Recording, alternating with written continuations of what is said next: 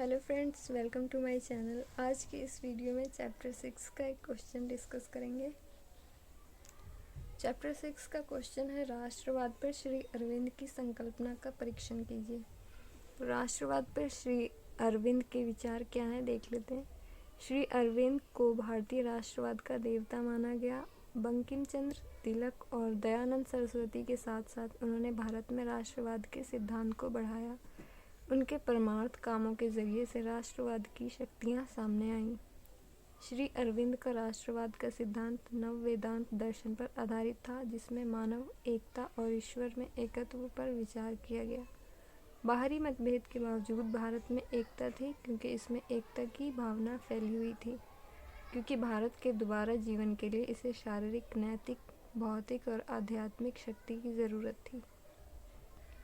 राष्ट्र की शक्ति या बल उसकी एकता पर निर्भर था। अरविंद उन लोगों के आलोचक थे जिनका दावा था कि सांस्कृतिक, जातीय और भाषाई विविधता और भारतीय समाज विभाजन के कारण भारत कभी भी एक राष्ट्र नहीं बन सकता। अरविंद घोष का ऐसा मानना था कि भारत भी एक राष्ट्र बनने में सफल हो जाएगा, क्योंकि ये इतिहास का नियम है। राजनीतिक आज़ादी के बिना देश की प्रगति नामुमकिन है। उनका मत था कि देश में राष्ट्रीय चेतना के विकास में शिक्षा ने मुख्य भूमिका निभाई है। अरविंद ने बताया कि राष्ट्रीयता, नेशनलिटी को बनाने में कई ज़रूरी तत्व शामिल होते हैं। ये ज़रूरी तत्व भौगोलिक एकता, साझा अतीत, एकता को प्रोत्साहित करने वाला सामान्य हित यानी सबके फ़ायदे और सबके मुताबिक राजनीतिक परिस्थितियाँ थीं, जिन्होंने संगठित सरकार में खुद को महसूस कराने के लिए प्रोत्साहित किया। इसका एकमात्र लक्ष्य संयुक्त पहचान स्थापित करना था। श्री अरविंद के मुताबिक सामान्य हित के साथ मिलकर सामान्य उत्साह राष्ट्रीयता का सबसे ज़्यादा शक्तिशाली प्रोत्साहक था। उन्होंने कहा था कि भारत में राष्ट्रवाद के उदय के लिए ज़रूरी दिशाएं मौजूद थी, क्योंकि भारतीय धीरे धीरे राष्ट्रीय एकता के महत्व को महसूस कर रहे थे और विदेशी शासन के प्रति संयुक्त प्रतिरोध बयान कर रहे थे। अरविंद भारतीय जीवन में गांवों की अहमियत को पहचानते थे और उन्होंने ये इशारा भी किया था कि पश्चिम के विपरीत, जहां सभी राजनीतिक कामों का केंद्र शहर है, भारत में गांव राष्ट्रीय कायम यानी अस्थायित्व की रीढ़ के जैसे है। उन्होंने कहा कि गांव को अपनी खुद की सत्ता और खुद का शासन बरकरार रखना चाहिए, लेकिन साथ ही साथ राष्ट्रीय एकता को भी प्रोत्साहित करना चाहिए। इस तरह उनका मानना था कि स्वतंत्र गांव के दिन फिर से वापस नहीं लाए जा सकते। राष्ट्रीय एकता तभी हासिल हो सकता है जब गांव के लोग शक्तिशाली, संयुक्त और ठोस लोकतांत्रिक राष्ट्र बन जाएंगे। राष्ट्रीय स्वराज का आदर्श प्राचीन ग्रामीण समुदाय आधारित होना चाहिए, जो आत्मनिर्भर, खुद की सत्ता और जिसमें खुद का शासन कर सकें। अरविंद की राष्ट्रवाद की अवधारणा वेदांत दर्शन पर आधारित थी, जिसका मतलब ईश्वर और मानव के बीच एकता से था। उन्होंने हिंदू धार्मिक विचारों और प्रतीकों का इस्तेमाल किया। उन्होंने ये महसूस किया कि भारतीय राष्ट्रवाद का आदर्श स्वाभाविक रूप से बहुत कुछ हिंदू था, लेकिन उन्होंने बताया कि ये एक राष्ट्रवाद मुसलमानों, उनकी संस्कृति और परंपराओं को शामिल करने के लिए पर्याप्त रूप से बहुत ज़्यादा था। उनका ये भी कहना था कि हिंदुओं को अपने लिए और मुस्लिमों के लिए स्वराज हासिल करना चाहिए।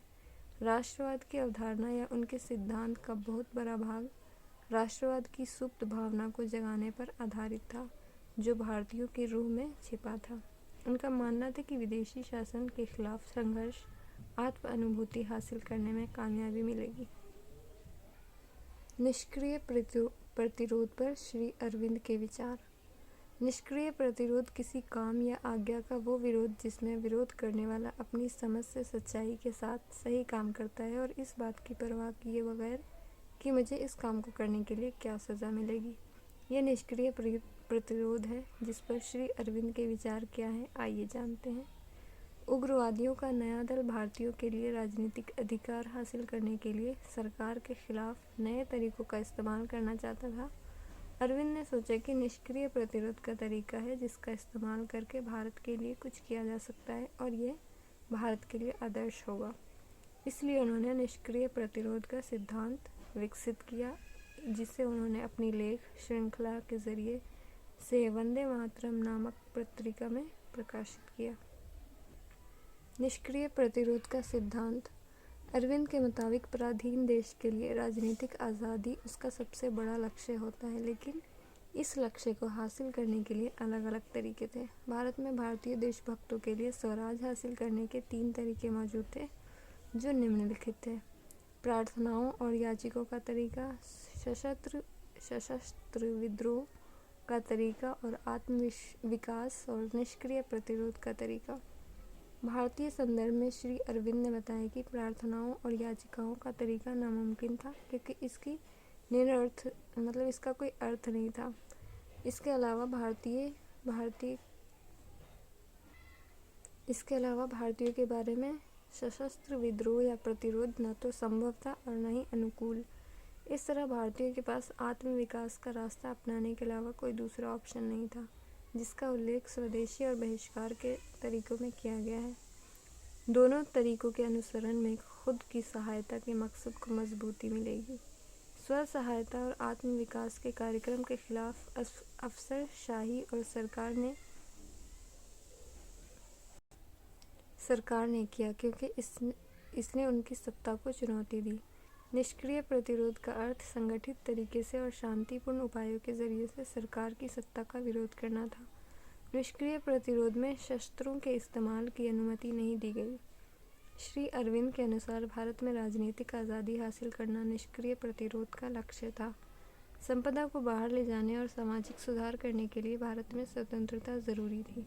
स्वदेशी, राष्ट्रीय शिक्षा, बहिष्कार और मध्यस्थता, न्यायालय स्थापित करने का कार्यक्रम आत्मविकास का कार्यक्रम था, लेकिन उनका मानना था कि ये कार्यक्रम खुद इस हालत में नहीं होगा कि वो भारत के लिए राजनीतिक आज़ादी हासिल करा सके। राजनीतिक आज़ादी तभी हासिल की जा सकती है जब संगठित निष्क्रिय प्रतिरोध बड़े पैमाने पर किया जाए। निष्क्रिय प्रतिरोध के तरीके। निष्क्रिय प्रतिरोध का मकसद अहिंसात्मक आय अपनाकर राज्य की सत्ता को चुनौती देना था, क्योंकि मौजूदा हालातों में तोड़फोड़, हत्याओं और आतंकवाद के रूप में सशस्त्र संघर्ष या हिंसक आक्रामक प्रतिरोध न तो संभव था और न ही ठीक था। श्री अरविंद का कहना था कि आखिरकार हमारे उपाय हमारे जरिए किए जाने वाले विरोध के तरीके पर निर्भर करते हैं, और साथ ही हमारे आंदोलन को दिए जाने वाले प्रत्युत्तर पर भी निर्भर करते हैं। जो अच्छे काम के लिए आंदोलन कर रहे हैं, उन्हें कष्टों और बलिदानों के लिए तैयार रहना चाहिए, क्योंकि निष्क्रिय प्रतिरोध को ज़्यादा सहनशीलता की ज़रूरत है। निष्क्रिय प्रतिरोध का एक और फ़ायदा ये होगा कि इस तरीके से लोग इस प्रतिरोध में हिस्सा ले सकेंगे और संघर्ष करने और तकलीफ़ उठाने के तरीके सीख सकेंगे। इससे भारतीय वीरतापूर्ण काम करेंगे और उनका मनोबल बढ़ेगा। इससे सरकार ने लोगों से जो भी वादे किए हैं उन्हें पूरा करने के लिए उस पर दबाव बनेगा। अरविंद के अनुसार निष्क्रिय प्रतिरोध ने 2 स्तरों पर काम किया। पहला ये कि इसने आत्मविकास के उपाय अपनाने के लिए लोगों को प्रोत्साहित किया, जैसे स्वदेशी और राष्ट्रीय शिक्षा, और दूसरे स्तर पर लोगों की मांगें मनवाने के लिए सरकार पर दबाव डालना चाहा। राष्ट्रवाद। श्री अरविंद की संकल्पना। अरविंद के नज़र में राष्ट्रवाद केवल एक राजनीतिक व आर्थिक नारा मात्र नहीं था, बल्कि ये आस्था का विषय भी था और मनुष्य का धर्म भी। भारत एक भौगोलिक प्रदेश सिर्फ नहीं है, ये खासतौर से एक आध्यात्मिक संकल्पना है, जिसका लक्ष्य मानव के आध्यात्मिक विकास को पूरा करना है। भारत माता खुद साक्षात देवी है, जो शताब्दियों से बड़े प्यार से अपने संतान का पालन पोषण करती आई है, लेकिन आज विदेशी शासन की वजह से विकास में कई तरह की रुकावटें आ रही हैं। अरविंद का विचार था कि मानव जाति के आध्यात्मिक जागरण में भारत को ज़रूरी भूमिका निभानी चाहिए। उससे समस्त भूखंड को एक दिव्य, एक अच्छा, खूबसूरत सा पैगाम देना है। उनके मुताबिक स्वराज एक आवश्यक परिस्थिति है, क्योंकि बिना स्वराज प्राप्ति के भारत अपने पूर्व निर्धारित लक्ष्य की प्राप्ति नहीं कर सकता। इसलिए भारत का आज होना सिर्फ भारत के लिए ही नहीं, बल्कि आज़ाद होना सिर्फ भारत के लिए ही नहीं, बल्कि पूरे मानव जाति के हित में था। उनका मानना था कि भारतीय संस्कृति ही अध्यात्मवाद के द्वारा भारतीय संस्थाओं एवं सरकारों को नष्ट होने से बचा सकती है। अरविंद का आखिरी लक्ष्य आध्यात्मिकता से साक्षात्कार था, क्योंकि वही भारत को फिर से एक महान और स्वतंत्र राष्ट्र की तरह स्थापित कर सकता था। अरविंद और गांधी के निष्क्रिय प्रतिरोध में अंतर है।